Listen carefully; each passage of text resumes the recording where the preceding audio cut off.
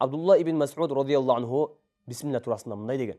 Кимде ким ар дайым бисмиллахир-рахманир-рахим деген сөздү айтып жүрсө, Аллах Таалам ал кишини тозоктогу азап берүүчү 19 периштеден сактап коет дейт. Эмне үчүн дегенде, себеби бисмиллахир-рахманир-рахим аятында 19 самга келген. Мына ушул бисмилладагы 19 самганын ар бирин тозоктогу 19 периштенин ар биринен куткарууга себеп кылган. Жана бисмилля турасында алымдар мындай дешкен. Карап көрсөк, Аллах Таалам Нух пайгамбар жана анын кемесиндеги адамдар бисмилланын жарымын эле, тагыраак айтканда, бисмиллахир-рахманир-рахимди баарын эле айтпастан, кыска эле бисмилля деген сөздү айтып койгон себептен Аллах Таалам ушундай чоң топоңсуздан сактаган болсо, эми кимде ким бисмиллахир-рахманир-рахимди ар дайым айтып жүрсө, Аллах Таалам аны дүйнөдө дагы, акыретте дагы азаптардан, кыйынчылыктардан сөзсүз сактайт. Качан Муса пайгамбардын доорунда Фираун өзүн кудайлыкка доо кылып баштаган кезде,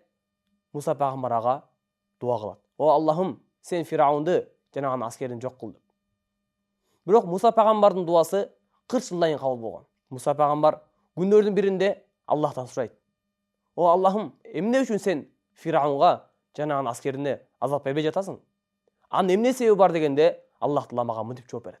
О Муса, Фираун өзүнүн үйүнүн эшигине менин атымды жазып койгон болсо, бисмилля деп менин атымды жаздырып койгон болсо, мен кантип аны азаптайын дейт. Көрдүңүзбү? Ушундай чоң имансыз, капыр адам бисмилланы үйүнүн эшигине жаздырып койгондо, Аллах Таалам ага эч кандай азап бербей турду.